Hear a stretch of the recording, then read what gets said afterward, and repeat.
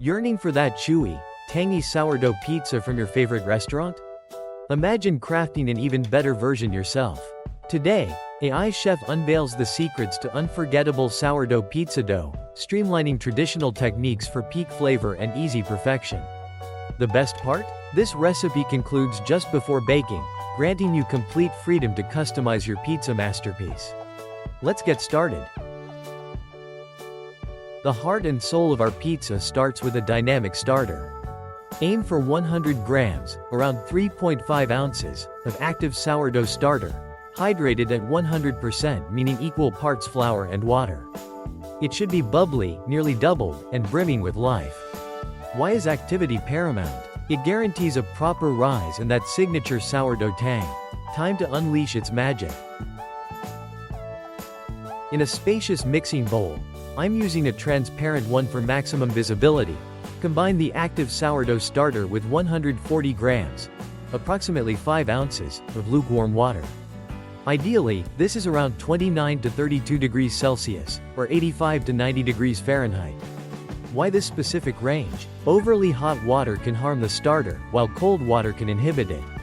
Precision is key.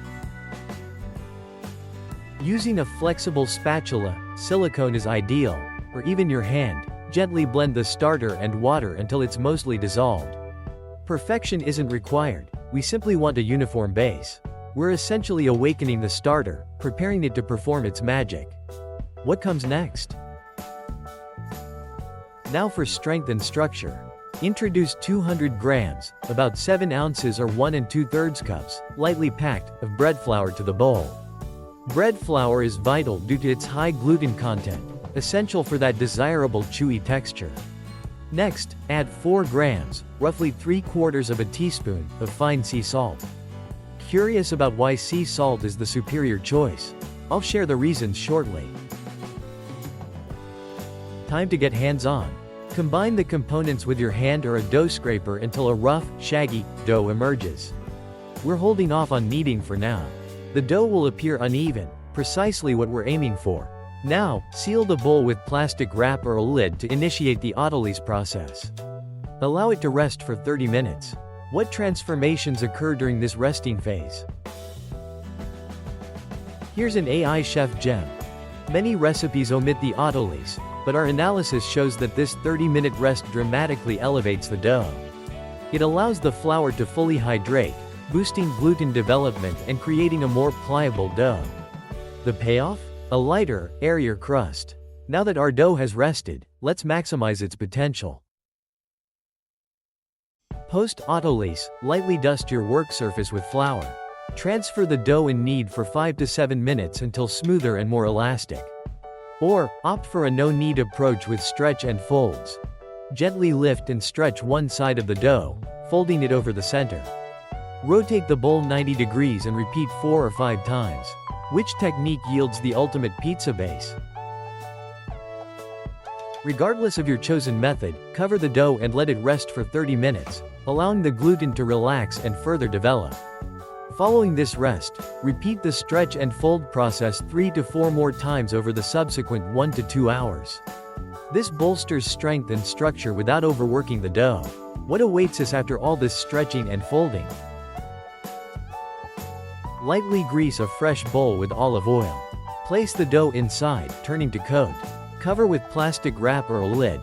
Now, the real sourdough magic unfolds. Allow the dough to bulk ferment at room temperature, optimally around 21 to 24 degrees Celsius, or 70 to 75 degrees Fahrenheit, for 4 to 6 hours, or until nearly doubled. What are coil folds, and what makes them indispensable? Throughout the first 3 to 4 hours of bulk fermentation, perform coil folds every hour. Gently lift the dough from its center and fold it beneath itself. This reinforces the dough, refines its structure, and contributes to the coveted open crumb. This technique is gentler than earlier methods, enabling the dough to rise with minimal disturbance. We'll witness its transformation unfold in the coming hours. Once the dough has almost doubled, this time frame may vary depending on your starter and ambient temperature. Gently transfer it to a lightly floured surface. Employing a dough scraper, carefully divide the dough in half, each portion destined to become a personal-sized pizza.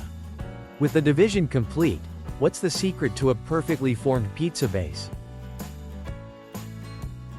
This is optional, though it simplifies shaping later. Gently mold each dough segment into a loose sphere, being careful not to degas it excessively. Cover with plastic wrap or a damp cloth and let rest for 20 minutes. This allows the gluten to relax anew, streamlining the final shaping stage. What awaits us next?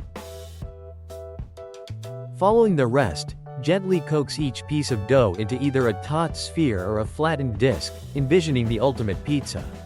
A thicker crust benefits from a rounder shape, while a thinner crust calls for a flatter form. Focus on creating a smooth surface, influencing the final crust. Now for the penultimate step, a final moment of rest. Nestle each shaped dough portion in a lightly oiled, sealed container or individual bag. Refrigerate. Allow the dough to cold-proof for 12 to 24 hours. This gradual, cold fermentation unlocks profound flavor and enhances crust texture, distinguishing a great pizza from a truly exceptional one. So, what makes this cold-proof stage so crucial? Success. Your sourdough pizza dough is now primed for its cold proof. Remember, it can be stored in the refrigerator for up to 3 days, with its flavor deepening over time. When ready to bake, remove the dough 1 to 2 hours prior to allow it to gently warm. You're now equipped to craft your personal pizza masterpiece. Complete recipe specifics are available in the video description below. What culinary frontier should AI chef conquer next? Share your thoughts.